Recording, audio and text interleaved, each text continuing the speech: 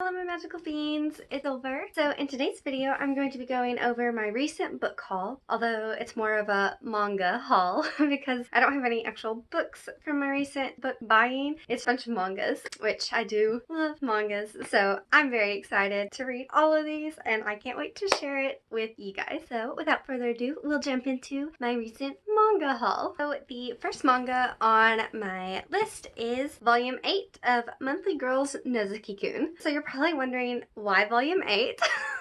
So I actually already own the rest of the series. I was missing volume number 8. My fiance bought me the entire series for Christmas last year, but when he went to buy me volume 8, he accidentally ordered 2 of volume 4, so I was missing volume 8. So I read 1 through 7, and when it came time for volume 8, I just bought it. I just got it in the mail, and I've actually already started a little bit of it. I'm only that far in, so not far. These are really fun to read. They're a very easy read. If you're just starting out on mangas and the reading pattern in them is really difficult for you to get a grasp of because mangas are read much differently than books, these are really easy to start with because their panels are just straight up and down. You don't have all that zigzagging. You don't have any crazy patterns that you have to get used to and figure out. This is just straight up and down. So these are really easy to start with if you're wanting to start reading mangas. It's a shoujo manga. These are very lighthearted and very simple stories, very quirky, a lot of fun characters. So if you are wanting to look for something to introduce you to the manga world, this one is a very easy read, very simple, and really fun. Volume 8 of Monthly Girls Nozoki-kun is the first one on my manga haul. The next one on my manga haul is one I'm so excited for. As many of you probably already know, I love yaoi. Yaoi is my everything. And one of my all-time favorite series is Crimson Spell, which is by one of my favorite authors, Ayano Yamane. Crimson Spell is an ongoing series, and just recently volume 6 came out, so I have Crimson Spell volume 6. And let me tell you, I'm so excited to read this one. I can barely contain myself. I'm trying to finish my current read, which is Under Different Stars by Amy Bartle, who is my favorite author. I love Amy Bartle. You should all go check her out. She's amazing. So I'm trying to finish this book before I jump into this manga and the mangas I'm about to go over, because when I start, I'm going to be really invested in these stories and I'm not going to be able to focus on anything else. So I do want to finish Under Different Stars before I get into these, but man, I am so excited to read this. I love these. You need to go read them if you haven't. If you love yaoi and you don't mind seeing a lot of dick and a lot of ass, go read it. It's so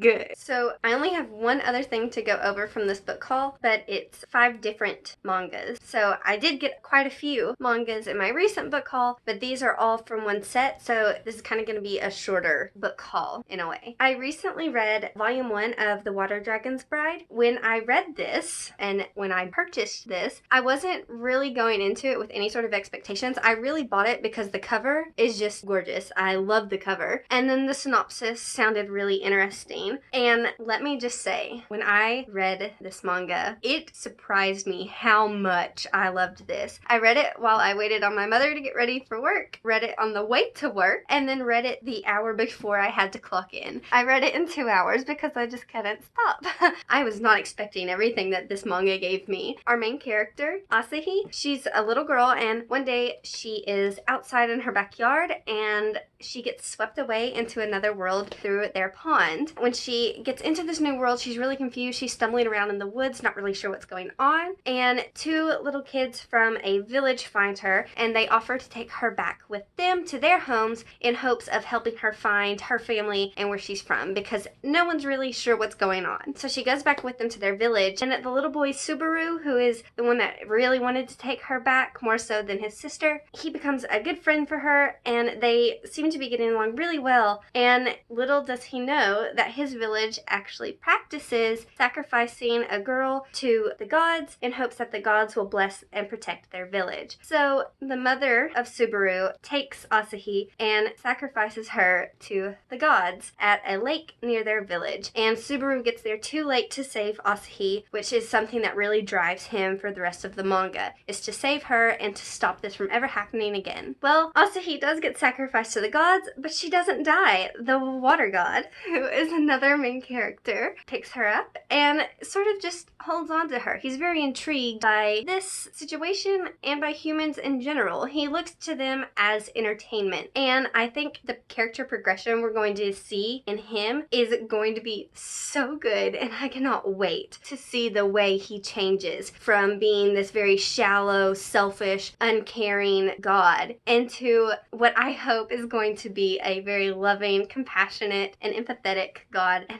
I can't wait to see that transition. I am so ready for it. So after becoming obsessed with this manga, I bought 2 through 6 of The Water Dragon's Bride. There are more. I believe there's 11 volumes, but my mom told me not to spend my paycheck all at once, so I'm waiting to get the rest, but I'm totally going to get the rest on my next paycheck because this is one of my new favorite series. Oh my god, I am so obsessed and I'm dying to read these. I highly, highly, highly recommend this series to anyone who is interested in fantasy and shoujo. I'm so excited and I'm so ready to read these. It is going to be so good, and the art in these is phenomenal. It's very simple, but it's so beautiful and magical at the same time. It's really, really stunning, and it's such a cute story, and I can't wait to keep going with it. So like I said, this was definitely a shorter book haul because while I did get a lot, the Water Dragon's Bride series sort of made it compressed into a much smaller sort of video. That's all I have for you guys today. I hope you guys enjoyed this, and I hope that maybe you guys will try some of these mangas if you haven't already, or if you have read some of these, let me know in the comments below. I want to know what sort of stuff you guys have read and what sort of stuff you guys enjoy. Thank you guys so much for watching. Make sure you subscribe, hit the like button, comment, share, and I'll see you guys next time. Bye!